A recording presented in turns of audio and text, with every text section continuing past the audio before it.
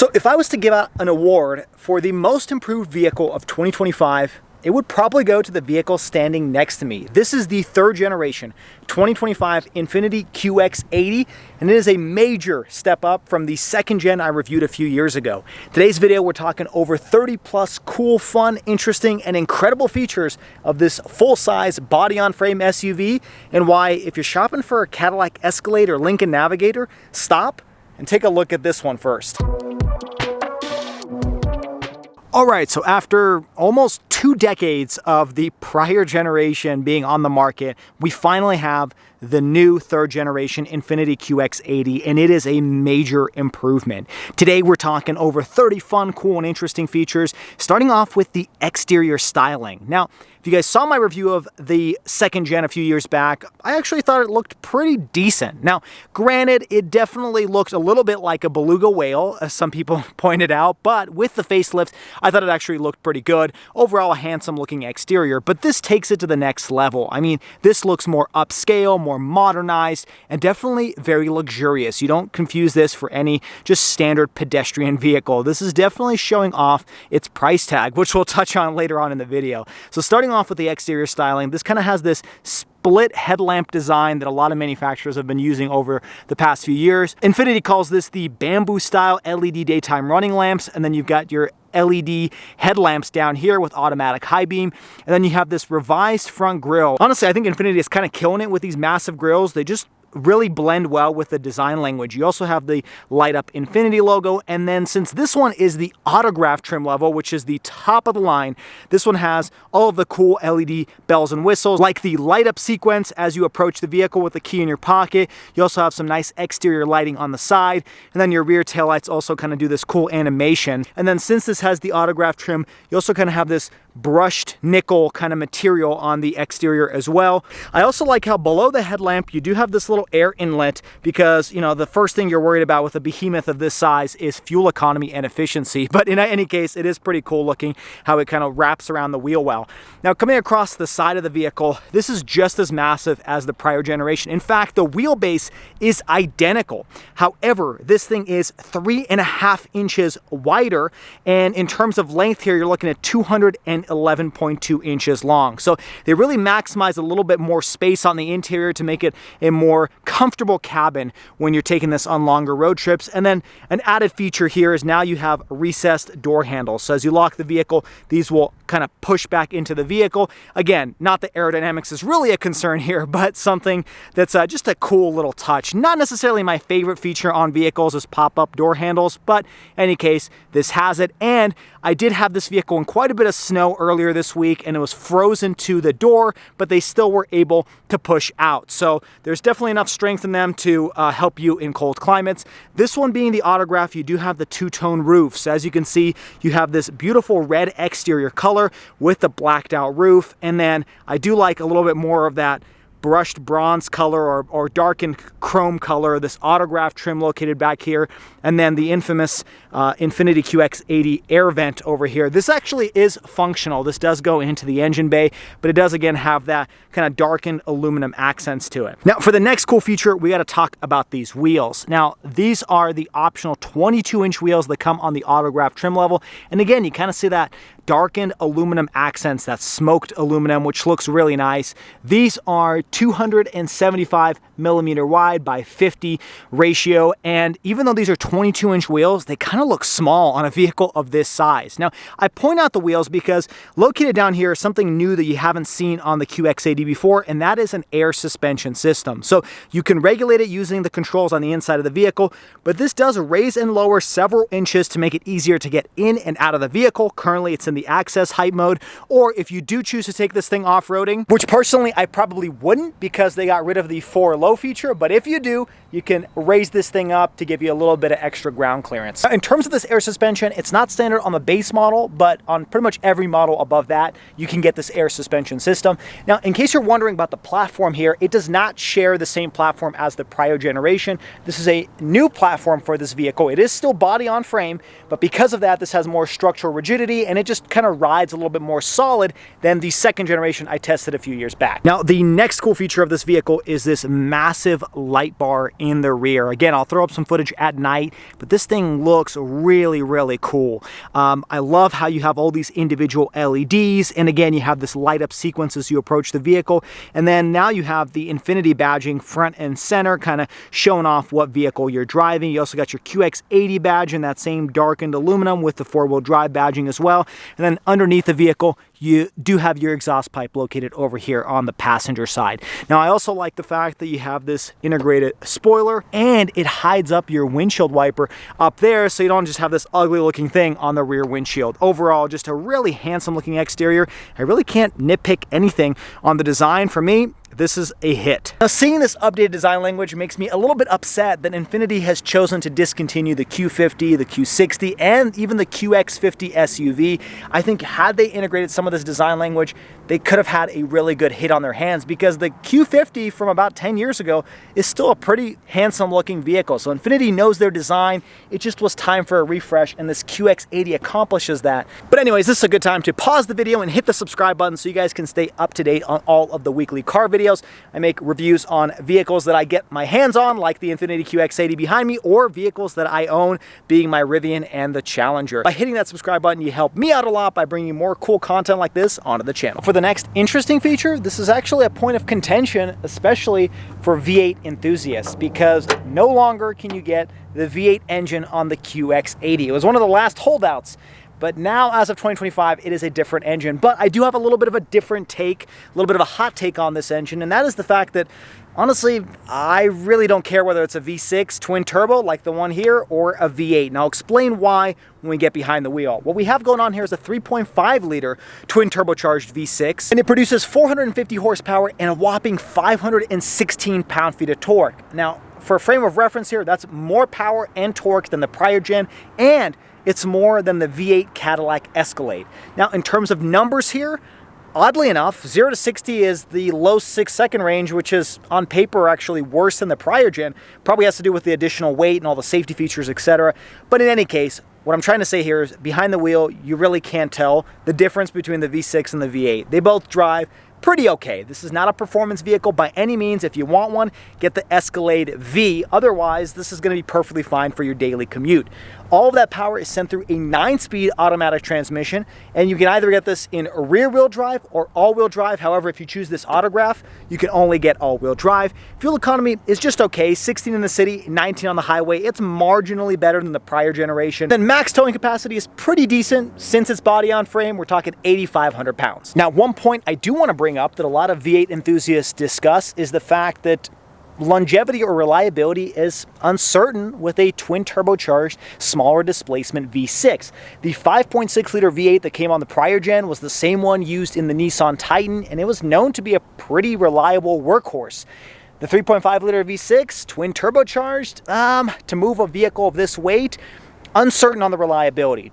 Just for full disclosure purposes, my brother had the 3-liter twin-turbo V6 that Infiniti offered on the Infiniti Q50, and his engine blew after about 100 to 110,000 miles. Now, that may have just been a freak accident, not indicative of Infiniti's reliability, but nonetheless, you have to take that into consideration when you're talking about a twin-turbocharged V6 replacing a V8. How reliable is it going to be? And as of today, filming this video, we just don't know the head-to-head comparison. All right, so up to this point in the video, you may be saying, all of the features I just showed you on the exterior are things that came on my 2012 GMC Yukon.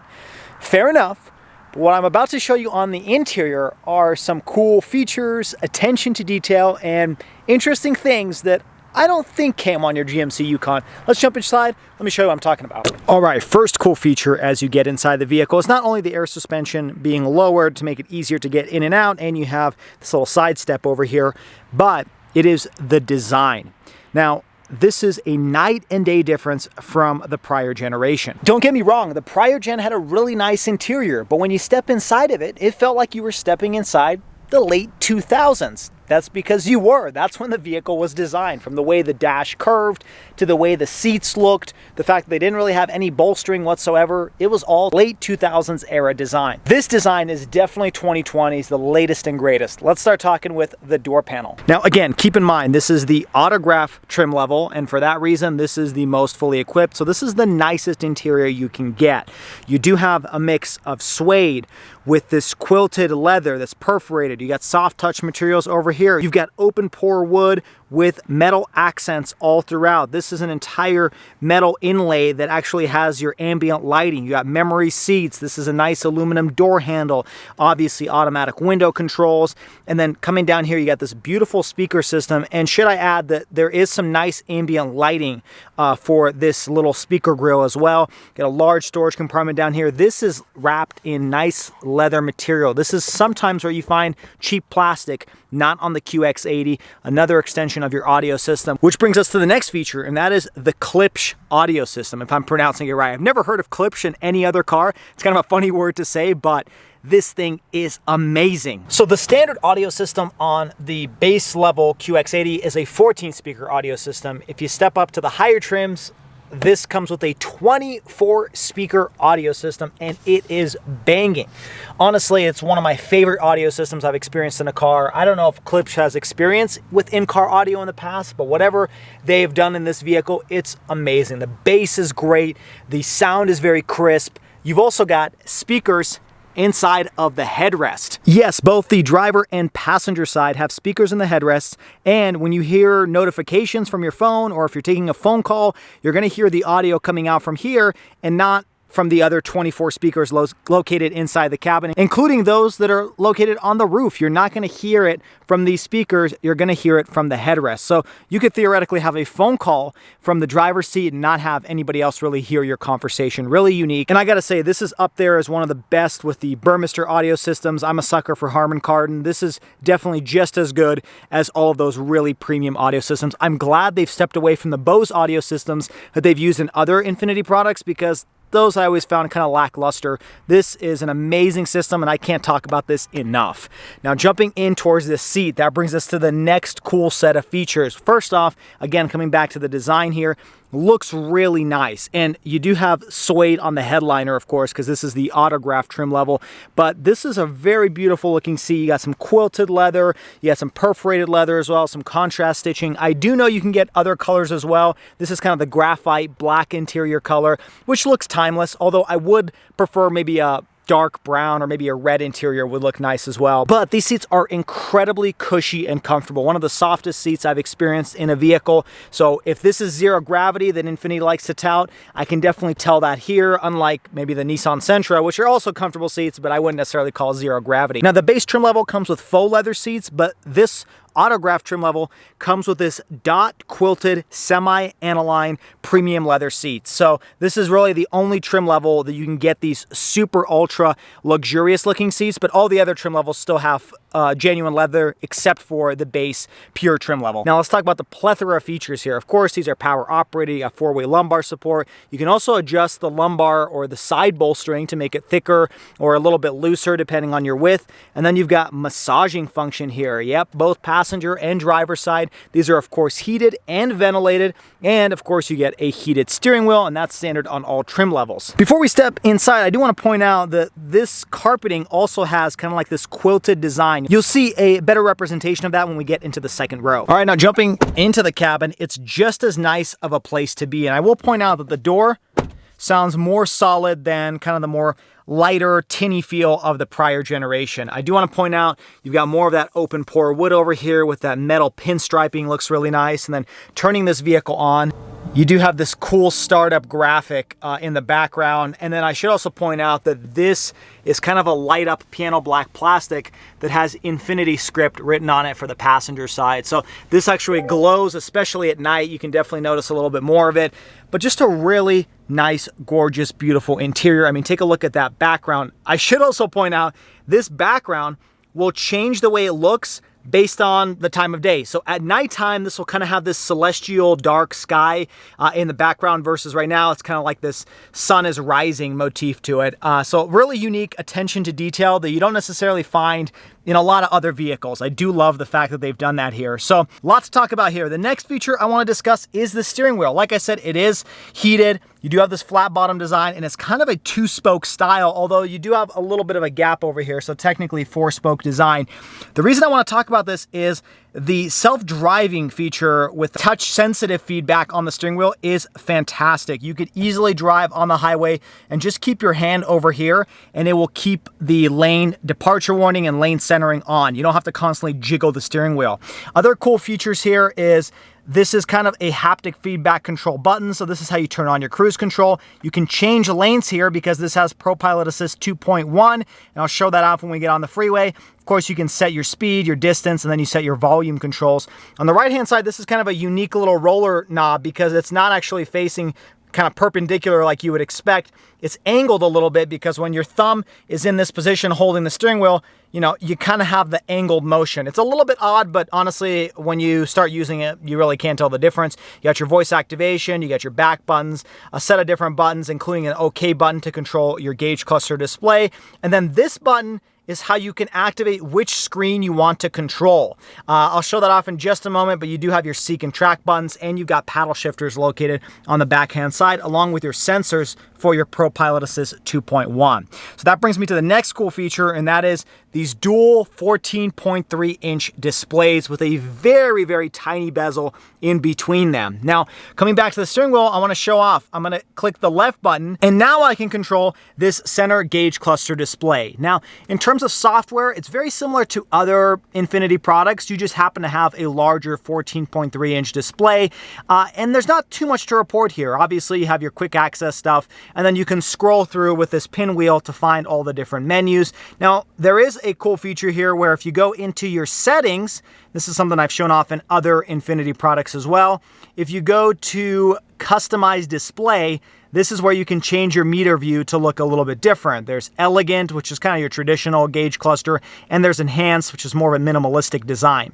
Now, I will point out, when you have Apple CarPlay or Android Auto on, you're not going to be able to see the navigation here. You're only going to be able to see the native navigation. However, you do also have a head-up display, and in that display, which brings us to the next cool feature, you can see your Apple CarPlay or Android Auto navigation system on there. So even though you can't see it here, it's still available. Now, that said, you can still choose to have pretty much a full screen navigation as long as you choose the native system. By choosing the kind of more minimalistic gauge cluster design, you can still see pretty much a large full screen navigation here front and center. I really like that. A lot of times these gauge cluster displays don't allow you to do that, but here in the Infiniti, they've updated the software significantly to allow you to be able to do that. So that finishes off most of the stuff going on over here. I do want to point out some of the stuff around the steering wheel. So you do have some more piano black plastic over here, your air vents. You got your buttons for some of your lane keep assist, lane centering. You got some buttons for your accent lighting down there at the bottom, along with your electronic parking brake. And then you have your hood latch release down at the bottom. Now, I do want to point out this is all soft touch leather wrap material all the way onto the passenger side. This has that nice soft touch material with the stitching, and then your dashboard on the passenger side also has a lot of the same type of leather wrap material. There is nowhere in this vehicle that I feel like they cheapened out or anything like that. Jumping over to the center screen, another 14.3-inch display, and thank you, Infiniti, for finally updating the UI. Every time I've reviewed an Infiniti product, my biggest complaint is not the quality of the interior, because they're gorgeous, they got nice colors. It's always come down to the UI. The software that runs these vehicles has always felt 5 to 10 years behind the competition. This changes that. This is the first time I've seen in an Infiniti where you actually have class-leading tech. And I'm not just saying that. This is a Google-based operating system, which means Google does a great job on operating systems. If you didn't know, this is some of the best as it gets in the legacy auto manufacturers. I mean, the only ones that might do it a little bit better, something like Tesla or something like that, but otherwise, it's such a snappy system. I mean, I swipe, it goes, it has this cool graphic to it as it slowly kind of brings up the different menus. You, of course, have wireless Apple CarPlay, wireless Android Auto, whereas before you had that, but it was always a wired connection. And you can also ask it things like you would a smart home device. Like, for example, hey Google, when is daylight savings? In the United States of America, daylight savings time will start on Sunday, March 9th at 2 a.m. and will end on Sunday, November 2nd at 2 a.m. Mountain Time. There you go. So this is definitely a leaps and bounds ahead of what they had in the prior generation. Now, I do want to point out a couple things in this system. So you do have your notification button located up here. You can also adjust some of your settings here, like your bass, your brightness, etc. And then you have a home button where this is where I was showing earlier. You can swipe through the different settings. You also have some quick access buttons down here, like your Google Assist, like your audio, etc. Now, if you click the settings button and you go into vehicle, this is where you can adjust your interior lighting. Now, there are different themes here. So as you can see, there's ProPILOT Assist mode, which will light up the interior lighting depending on if you have your ProPILOT Assist turned on. You've got spring motifs where you can change through a variety of different colors, summer, autumn, winter, and then you can also do additional where you can set 64 different types of interior lighting. I'm going to throw up some footage of this vehicle at night with some of the lighting. I'm not gonna lie, I thought it would be a little bit brighter than it actually is because I'm coming from seeing some of these German vehicles that have ambient lighting where you pretty much have a disco on the interior, especially with the Mercedes EQEs and EQSs. This is more subdued, but more people may probably prefer this than kind of that flashiness on the interior, but it is still really nice. You see it over here, you see it underneath the footwells, you see it, as you can see right now, even in broad daylight, in the speaker grille. It really is a beautiful, nice touch. I'm a sucker for interior ambient lighting. Also, what you have here is how you can control the massaging seats. Now, what I have ended up doing is rather than go through all the different menus, I click the button located over here on the driver's seat. And when I do that, it pops up a menu. So for example, let me show you what I mean. If I click the button again, it's gonna pop up with a little menu where I can actually adjust it, and that's how I can turn on both the driver and passenger side. It's kind of a little cheat code to be able to get into that menu a little bit quicker rather than having to hunt through all the different menus individually. Now, next thing I wanna show you is the 360-degree camera. Now, this is nothing new for Infiniti products. They were one of the first manufacturers to offer a 360 camera, except they kept the same technology for the last 15 years until today. They finally updated the cameras. These are really high quality. I don't have any complaints to it. You have your bird's eye view. You've got a bunch of different angles. You can do the front. You can obviously do the front section where you look at the tires as well. So if you pulling up to a tight parking spot, you don't worry about hitting the curb. You can also do this 3D mode where you're pretty much floating around the vehicle, and it's pretty snappy. As you can see, it's not the snappiest in terms of software, but it's not like some other manufacturers where I have to click through different cameras. I can actually move it exactly where I want. It would be nice if the exterior color matched my vehicle as well, but honestly, this is more of a gimmick anyway. I don't really ever use this 3D view, but it is cool to see. Now, there is another view that's the first I've ever seen of its kind on a vehicle, and that is when you click this front-facing camera and you click this expansion button. This is a 170-degree view, and I like that it takes a part of your gauge cluster display. Very few manufacturers utilize this real estate space. When they have an infotainment screen, they kind of just separate those two. They never really interact with each other until now. Now, you can still see there is this little border over here, and it would be nice if it didn't exist, but it's one of the smallest of all the vehicles I've seen. Now, I would point out that the new Cadillac Escalade does have a single panel display, but nonetheless, I mean, this is amazing. And again, this is more of a party trick. This is something to show off to your friends and family, which I did when I first picked up this vehicle. All right, I'm gonna quickly interrupt this video and show you a use case I've come up with for using this 170-degree wide angle camera. So right now I'm in a parking structure. There is kind of a pass-through located over here, but I can't see what vehicles are coming my way because of this large concrete barrier to the left of me. I can see what's going on to the right. I can't see what's to the left. That's where this 360 camera comes in handy. As you can see, this vehicle was visible on the screen before I was able to actually see it with my own eyes. So this is where this type of screen is helpful, or this type of angle is helpful. That way you can see what's going on in your blind spots. Now, the other thing here that I didn't point out in the video is you do have a transparent hood option. So as I start moving forward, it is going to use imagery to show me what's going on underneath the vehicle. And there you go. As you can see, I can see what's going on underneath. It's called the transparent hood. This isn't a new feature. I've seen it in Mercedes products, but still cool that this vehicle comes with that. Now, one critique I do have about the 360 camera is a little bit of a software glitch. The other day I was pulling into a pretty tight parking spot and I put it into reverse and the camera didn't come on. So I clicked the camera button and it still didn't come on. So I decided to park in a different spot, and then after just like 10 seconds, it ended up turning on.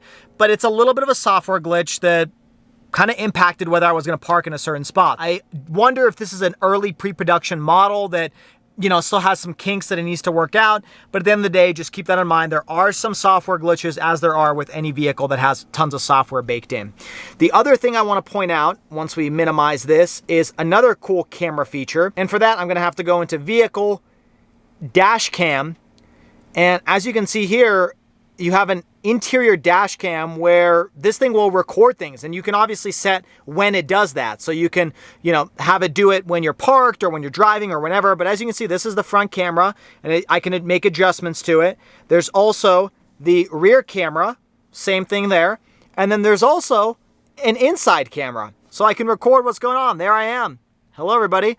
It's actually located up here, right near the rear view mirror. It's kind of hard to see on camera, but there is a little camera over here, and you know, there it is. It's kind of cool. So you can record your occupants. Perfect for when you're Uber or Lyft driving inside of your $100,000+ QX80. By the way, do you remember when I said you can adjust this background theme? Well, if you go into display control and you hit display, this is where you can change your background theme. So right now it's live mode, so it will change depending on the exterior lighting and time. There's the standard theme, which is just black and boring. And then there's Horizon, where you can see kind of a starry theme in the background. I want to say there was one more. When I was driving the other night, I felt like there was more celestial theme to it. So it's cool they can make this adjust based on the time of day. And I like how it actually flows into the gauge cluster display again. They really make these two screens speak to each other. All right, that finishes off just two of the multiple interior screens. So you do have your start-stop button here, your vent stack, and then I should point out you have a physical volume knob,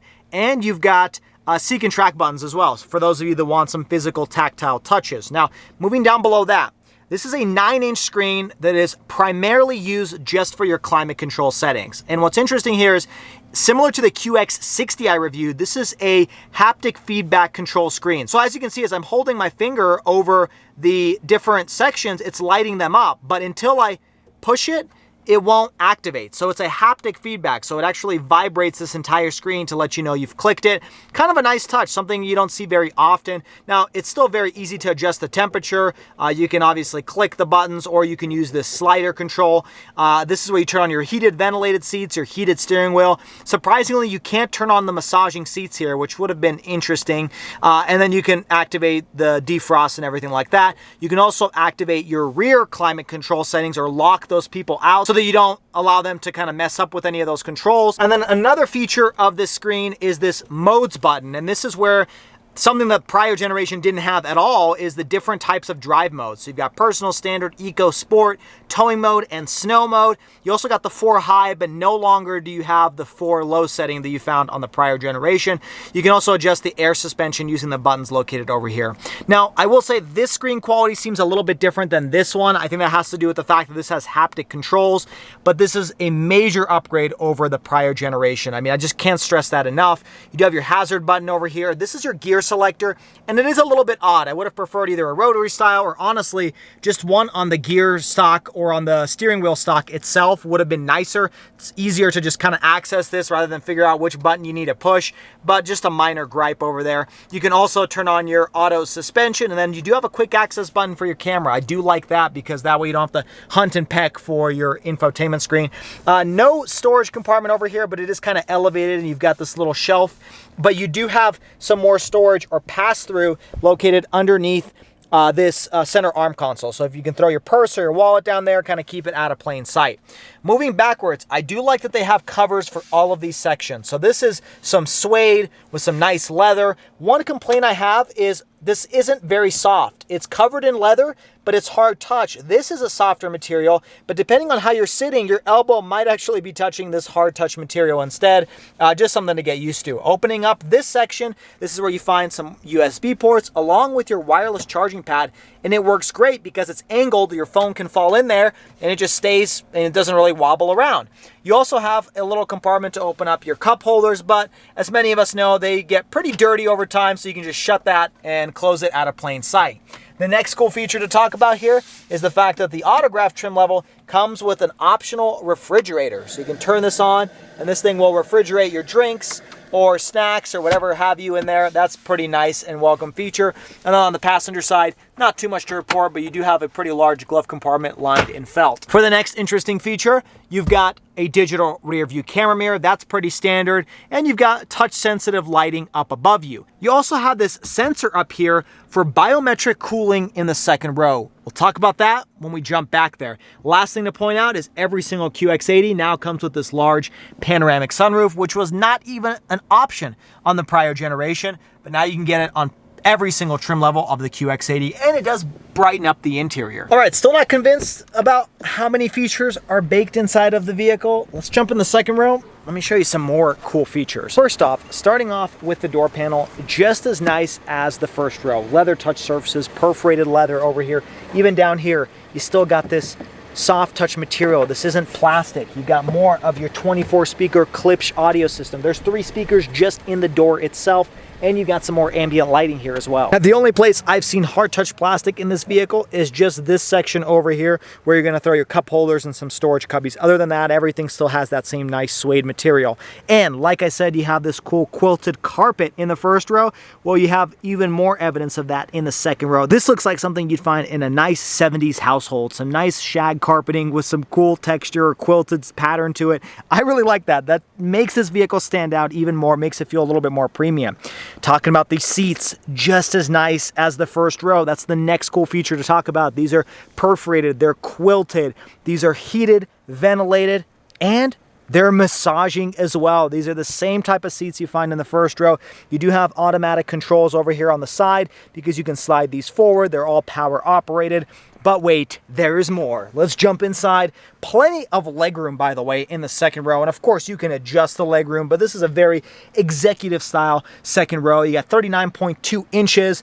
You also get 3-zone climate control on all trim levels. By the way, heated seats are standard on all trim levels. Ventilated are optional. And you can either get this with this captain's chair setup, where you have seating for 7, including 3 in the back, or if you choose the lower trim levels, you can get seating for 8, where this is replaced with a bench style seat. So depending on what you need, you have options for. Now, like I said, you got heated ventilated controls. This is all the buttons that you have to control that. You can change the temperature here. You can adjust where the fan speed is blowing. But honestly, you don't even have to reach over and touch this. If you just look over here, you've got a screen over here, and this is completely unnecessary because everything can be controlled either with that or with the buttons on the side of the seat. But why do that? Why lift off of the armrest when you can do all those things here in the middle? So not only can you activate your seat massage, which really this is the only place where you can activate that for the second row, but you can turn on the heated, ventilated seats. You can even adjust your seats and move them forward and backwards using this screen. And then you can also adjust your climate. So rather than reaching over, you can just do that stuff here. And it's a really snappy software. It works great. Again, love that they've integrated that Google software in here. Opening this up, it's nice leather wrapped. You open up a cup holder slot. And then underneath this, you have some USB ports located over here. You also have a cigarette style power outlet. There is no household power outlet back here, which is surprising. And you don't have any type of USB ports or anything inside of the headrest. So you can't hang up screens here like you find in some other competition like the Cadillac Escalade. That actually surprises me. I kind of wish they integrated something there. Not necessarily saying adding screens because they get outdated quick, but maybe some sort of USB charging or some sort of hook where you can hang an iPad would be a nice welcome feature. Now up above you, you've got more of your speakers set up, more of that suede material, and your air vent is located up here as well. Now in terms of headroom, it's a little bit more compromised because of the panoramic roof, but I got plenty of space above me. I'm 5'9", but I will note you can't raise or lower this seat. It only moves it forward and backwards. And another thing this vehicle is missing is some sort of sunshades or peasant blockers back here.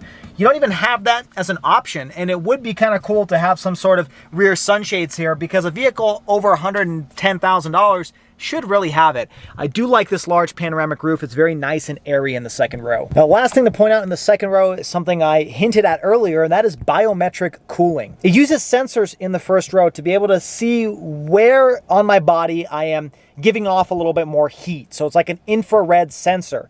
And based on that, it will adjust the temperature and cool down my body appropriately, and it uses those sensors to verify that it's cooled down the sections that it needed to. So for example, if it sees that I'm sweating or my head is abnormally warm, then it's going to adjust the temperature probably up above me a little bit more, and then maybe not focus as much on my legs. And so by doing that, it makes the second row occupants feel more comfortable. That's something I haven't seen in any other vehicle. I really would have to test it long term to see if it's a marketing gimmick or if it's really effective. But it is kind of an interesting new feature that I haven't seen in any other vehicle. Now, the next set of cool features has to do with the third row, because part of the reason why you would get this full-size body-on-frame vehicle is because of a functional third row seat.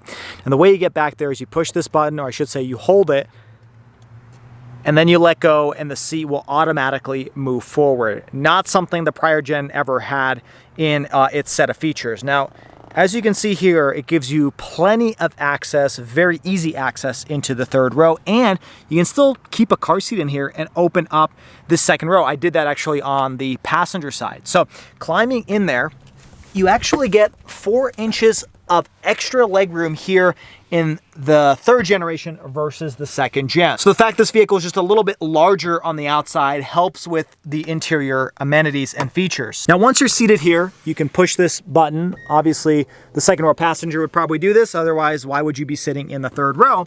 But that seat goes back into its position, and there is plenty of space back here. This is one of the largest third rows I've ever experienced in any vehicle. Obviously, the Cadillac Escalade ESV is also plenty large. This is almost as much space as you find in like subcompact crossovers. This is the type of vehicle you want to have if you consistently use the third row. No, mid-size 3-row crossover compares to the amount of space back here. Very comfortable to sit back here for longer periods of time, which is not something I can say about really most other 3-row crossovers. Now, as you can see here, my legs are not pretty much attached to my chest. I'm sitting in a pretty normal position. It's a little bit higher than the second row, but I still have some space down here to, slide my feet underneath the seat, so there's still space there.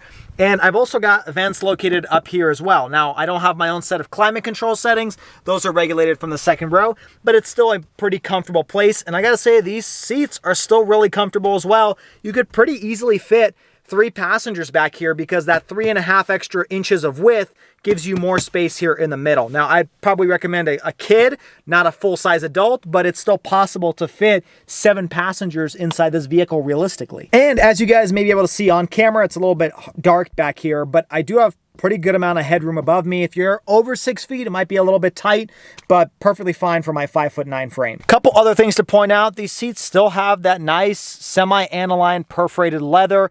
And the reason they're perforated is you still have heated functionality here. So 2-way heated seats. You can also adjust these seats as well. So as I push this button, you can see I can even recline these quite a bit back. So if you're going on a long road trip, that's very nice to have. You also have a little USB port back here and plenty of lighting because you have this large window. Also an extension of your Klipsch audio system.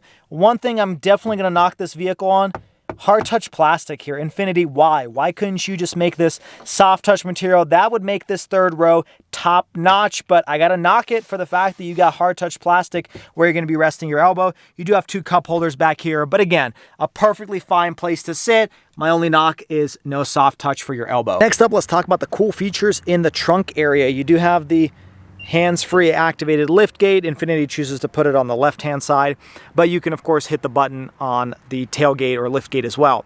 Coming back here, not too much to discuss, but I will point out that my particular vehicle does come with this accessory shelf, so you can slide it in, And as you can see, you kind of have a shelf in the third row. Kind of hard to do with one hand, by the way. But anyways, underneath here, you do have a little bit of space. It's pretty small. There you go. As you can see, there is a little bit of space back there, but nothing to write home about. Not something you really use much on a daily basis.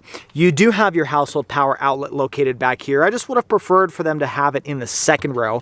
And then on the right-hand side, this is where you're going to adjust most of your settings. So this is where you can raise the suspension or lower it if you're raising things or putting things in and out of the car, because this is kind of a high seal over here. To raise things up, it's probably 3 or so feet, and so you might want this thing slammed to the ground to be able to put some stuff in here. I do like that this lights up. This is something I've seen on other Infiniti products, which is nice. And then the next set of buttons is how you're going to raise and lower your second and third row seats. So obviously I can click this button. I just click it once, let go, and the seat will go down. Now, I didn't lower the headrest, so I'm actually going to put it back in its position, but let me show you on the passenger side as it lowers down. Now, I can do the same thing for the second row. By pushing that button, you'll see it starts going down. Now, I started with the passenger side, but I forgot I have a little car seat in there, and so it started going, and then it moved back up. So it does have obviously pressure control, so you don't just slam or break things in the second row or the third row. But I do like that they're both power activated. You never had this type of feature on the second gen either. So just makes it a lot easier to load items, longer items in the vehicle. By the way, with this third row up, you only get 22 cubic feet of space. If you fold down that third row, you have 59. And then if you fold down the second row, you're looking at 101 cubic feet of space. I mean, absolutely massive, which makes sense given this is a full-size bad boy. Next cool feature, if you want to call it that, is the warranty, because it is a little bit better than some of the competition. We're talking a 4-year, 60,000-mile bumper-to-bumper limited warranty, or a 6-year, 70,000-mile powertrain warranty. Now, for 2025, Infiniti is also offering 3 years or up to 45,000 miles of complimentary maintenance on Infiniti. So that might incentivize getting a QX80 over maybe some of the competition, because you're going to pay a little bit less out of pocket going in for your routine oil change every year. Next thing you should know about the QX80 is the pricing. Now, it's significantly more expensive than the 2024 model year. That said, I mean, we've talked about how big of a change it is. So anyways, starting off, the base entry-level trim is the Pure, and if you choose the all-wheel drive trim level, it starts just around $86,000. Now, on pretty much every single trim level, if you choose rear-wheel drive, it's going to be about $2,500 less. Stepping up from there, you get the Luxe trim level, that's around $93,000. Then you get the Sensory at about $101,000, and then this big bad boy, the first ever Autograph trim on the QX80, this is around $110,000. This vehicle with some additional packages and destination fee is just around $114,000. So it's definitely not cheap, but when you start looking at the competition, it's pretty on par. The Escalade, the Navigator, they're all just around $100,000 plus, and this thing offers almost as much, if not more, than some of the competition. Now, if you ask me which trim level I would recommend, I'd honestly pick the Sensory, which is one trim level lower than this Autograph trim, because you still get majority of the cool features you get on this thing, including that 170-degree wide front angle view camera with the transparent hood. You still get a really premium interior, maybe not as nice. I don't know if you're gonna get as much suede on the interior. You're not gonna get the dot quilted leather, but it's still a very premium cabin. At the same time, you save yourself about 10 to 15 grand versus this Autograph trim level. All right, for the next set of features, we're gonna get on the road and see how it feels behind the wheel, because there's quite a bit to talk about, especially from the safety feature standpoint. Now, turning this vehicle on, you don't hear that V8 roar, which a lot of people love, but honestly, you can't really tell. Even in the prior gen, it was a pretty quiet cabin on the inside. For what I knock on the prior gen, it was a very quiet and comfortable vehicle. You could never really hear the V8 sound. I mean, unless you're standing outside of it, on the inside, you really couldn't tell, and I feel the same way here. But hitting the road, one of the first things you're gonna notice here, if you're not used to driving large vehicles, and you buy one of these, you're gonna have to get used to it. This thing is big. This isn't one of those cars that you're like, hey, I'm sitting in it, and it feels a lot smaller than it looks on the outside. No, this feels every bit as large on the inside as it does on the outside. It's a big, lumbering, if that's even the right word to use. I'm making up words at this point. I mean, you get the point. This is massive. Also, the way this thing accelerates, the way the suspension moves when you're starting to accelerate, it just kind of makes it feel like it's just all wallowy. It just kind of floats, you know, it kind of has this bounce to it. And the prior gen was very similar. I think from that standpoint, in terms of driving dynamics, this feels very similar to the prior gen in the sense that it kind of wafts down the road. It doesn't feel like you're just going to be able to, you know, stick into a small spot. This has a presence. You can see it from a mile away, and it feels that way behind the wheel. Now, we're about to drive over some train tracks. Just take a mental note. We'll touch on that in just a minute because it's impressive. Now, in terms of seating position, I've raised my seat up pretty high because I like sitting that way, but I do like that you kind of have this commanding view of everything around you. I mean, the windows are large, you have this large greenhouse, you really don't have a big blind spot. You can pretty easily see what's going out that rear quarter panel because you do have a pretty large window in the back, and it kind of has this commanding view. You feel like you're sitting on a throne driving in this vehicle. And again, the prior gen was very similar to that. Now, another thing I love about this vehicle that I mentioned earlier in the review is the cushy seats. They're really soft. They hug you really nice. It's kind of like you're sitting on a couch cushion. A little bit different than the prior gen that had like no bolstering whatsoever. Now, talking about the ride quality, it's really nice. Now, I still gotta say, I think the king of super nice ride quality is the Escalade. The Escalade just floats over everything. The air suspension, or the magnetic ride suspension, excuse me, on that one, really top notch. But this is great too. I mean, in the realm of, you know, first, second, third place, this is up there. This is getting a trophy. It just may not be first place in my book, but I kind of have a soft spot for GM suspension. I think they're really soft. But the air suspension on this thing is great. Not only does it make it easy to enter in and out of the vehicle, honestly, the step-in height of this is like any other crossover. It's super low to the ground when you're getting in and out, except when you're driving, you still have that elevated high-up view, and it's the best of both worlds. And at the same time, suspension soaks up bumps really good. And I think the fact that you have 22-inch wheels with a pretty thin sidewall definitely, you know, factors into that this might ride a little bit rougher than some of the other trim levels. Also, cabin noise is great as well. We're gonna get on the freeway here and I'll show you what I'm talking about, but it's a very quiet cabin. That said, I don't know if I've really even paid attention to the cabin noise as much as I do in other vehicles because the Klipsch audio system is so banging. I love it. It's such a good audio system that I find myself cranking up the tunes more often than just listening to things going around in the car. Like, the audio system blocks out any exterior noise, especially, you know, when you're listening to something really nice and crisp, like a Frank Sinatra song or something like that. You don't pay attention to what's going on outside. So it's so much so that I honestly can't even tell if I have the blinker on because it's such a quiet blinker.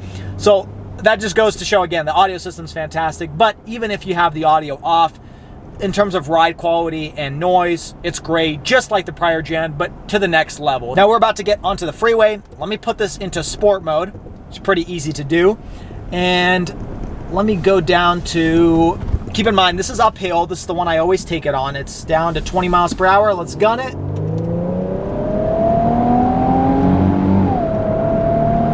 And we're at 60, 70 miles per hour. So honestly, pretty quick. I mean, to move this, I imagine it's a 6,500 pound or so vehicle up a slope like that, it's great.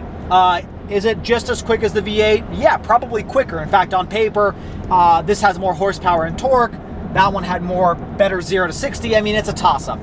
Plenty of power here, and it sounds good too. I think they do pipe in some sound. I'd be surprised if they didn't, because it sounds a little artificial, but it does have that traditional Infiniti engine note. It still sounds really good. And this is where I come back to the fact that in day-to-day driving of this vehicle, especially if you're not doing 0 to 60 runs, which you probably rarely do in this giant, massive, you know, lumbering SUV, you really can't tell that this has a V6 or a V8. You honestly, you'd be hard-pressed. It doesn't sound much louder or quieter, right, in the V8 versus the V6. It accelerates perfectly fine. The only time you maybe think, okay, this is probably a V6 is when you're hard on the throttle and there's a little bit of turbo lag. Other than that, you can't tell. And that's why I say, yeah, a lot of people were upset that this moved from a V6 to a V8, but to the common person that's driving this car, they're not gonna be able to tell the difference. Now, next thing I wanna move on to is a very important thing, and that is the safety set here. So every single QX80 comes with ProPILOT Assist 1.1, but if you choose the Autograph trim level, you get standard ProPILOT Assist 2.1, and then you can also get it as an option on some of the lower trims. But 2.1 is something I reviewed or experienced in the Nissan Ariya, and it is hands-free driving on select highways. So we're actually on a pre-mapped highway right now. I'm gonna turn it on. I'm gonna set the cruise control. Right now it's showing green on my dash. However, once it turns blue, I can take my hands off the steering wheel. Now, when it works great. Now, the emphasis is on when it works. In fact, right now I tried turning it on and it's at HD map under maintenance. And that's honestly what it's told me pretty much, I don't know, 50% of the time, 60% of the time I've driven this vehicle. It always says HD map is under maintenance. And the same holds true to the Nissan Ariya. It did the same thing. Now, when it turns on, it's awesome. I can take my hands off the steering wheel. It works great. However, it'll probably work for 30 seconds to a minute, and then again, it'll say HD map under maintenance. Now, I don't know if that's because I live in Utah. Maybe Nissan isn't investing much time into pre-mapping Utah highways. Maybe if you live in a bigger city like California, somewhere in California, obviously, or New York, it's gonna work better for you. For me, it's been hit or miss. Now, that being said, I'm not really dinging it too much because the regular ProPILOT Assist with lane centering technology is fantastic. I don't really have to annoy the steering wheel for it to know that I'm paying attention. It uses obviously the camera and sensors, but this steering wheel has that kind of haptic feedback control where as long as I have like a thumb or an index finger on the steering wheel, it's gonna know I'm paying attention and it's gonna keep that self-driving lane centering technology on, and it works great. Right now we're just taking a curve. It's doing all of the work. So it's almost the same as ProPILOT Assist 2.1, except I have to hold one finger on the steering wheel, which in all honesty is probably better because I don't know if I trust hands-free driving yet. I think there's more work to be done in that front. It's an awesome experience. I mean, this is a great lane centering technology. It works better than my Rivian, works better than a lot of other vehicles I've experienced. It doesn't hunt around the road. I'm honestly surprised that Nissan and Infiniti have such a good self-driving system. And the other day, I was turning on the massage seats on this car. I was driving down the highway and I happened to have the 2.1 on because the blue gauge cluster turned on. So I had hands-free, getting a massage, driving around in a beautiful 100,000 plus vehicle. I mean, life does not get much better than that. I'll be honest with you. It was an awesome experience and made me really like this car even more. And here we go. It just turned on the blue display on the screen. And so now this vehicle is driving itself, and it can also change lanes by itself. I haven't quite figured out if I have to click the button on the steering wheel first or if I just tap on the blinker and then this thing will automatically change lanes. So it does all that stuff that Ford Blue Cruise and Chevy Super Cruise does as well. But honestly, I haven't seen something like this from some of the other big manufacturers. Like Toyota doesn't have a hands-free driving system. I don't believe Mercedes yet has a full hands-free driving system. So at least not here in the United States, not for public purchase. So I'm impressed by Infiniti for being able to do this. Like right now, we're going down a pretty steep curve. I want to see if it's going to shut off or not. So let's see it. Applying the brakes, and it's kind of a pucker moment because it's quite a big curve, and it's doing the turn all by itself. I mean, obviously it wants me to pay attention to the road, which I should be, and it's just taking that turn all by itself. Now it's going a little bit slower than I probably would have, but it's being safer, which is good. And then I can turn this button on, and let's see, there's a vehicle in my blind spot. Oh, and now the HD map is off. So there you go. It works well, and it took that curve great. So when it works, it's awesome. All right, now that we finished off all the cool features, let's finish off with my opinion on this vehicle. Would I recommend you buy this over an Lexus LX, Cadillac Escalade, Lincoln Navigator, and the list goes on? My answer is, I think you should definitely keep this on your shopping list. I was very impressed with it.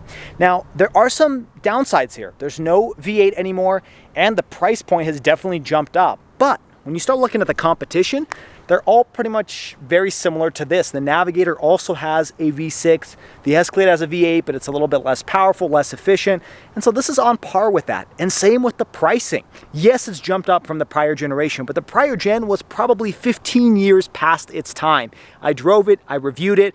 It wasn't anything to really write home about. This thing is a much needed improvement. In a lot of ways, this thing does not feel like any other Infiniti on the market. And that's a good thing because in a lot of ways, Infiniti has kind of fallen behind the curve in terms of other luxury competitors. They didn't have the best technology, they didn't have the best features, but they had a very premium interior, This takes that premium interior to the next level and adds the much needed amazing technology. The Google UI within this vehicle is top notch, one of the best in the industry, which is a major improvement over the prior generation, which looked like it was directly transplanted from Nissan products. I'd be curious to do a head-to-head comparison with the Escalade and the new Navigator because those have finally updated to some newer technology and newer features that this vehicle may not have, but I still think this is a very compelling option. And if you can get it at a slight discount, then you're gonna be driving around in a vehicle that not very many other people see on the road. When you're driving in this thing, people tend to turn their heads because you see a Cadillac Escalade a dime a dozen on the road. This thing is much more rare. And for that reason, I think it's a great pick and it's a wonderful, full-size, ultra-luxurious 3-row SUV. But what are your thoughts on the Infiniti QX80? Would you take this over the competition and why? Are you gonna miss the V8? Do you think it's too expensive? Let me know down in the comments below. And if you're an owner of the QX80, let me know what you love about it because I'm sure there's a lot to love about this particular vehicle. If you guys enjoyed today's video, hit that like button and subscribe to the channel for all of the weekly car videos. Also check me out on all the social media, same as the YouTube channel name. Until next time, everybody, I hope you stay schwazy, stay healthy, have a wonderful day.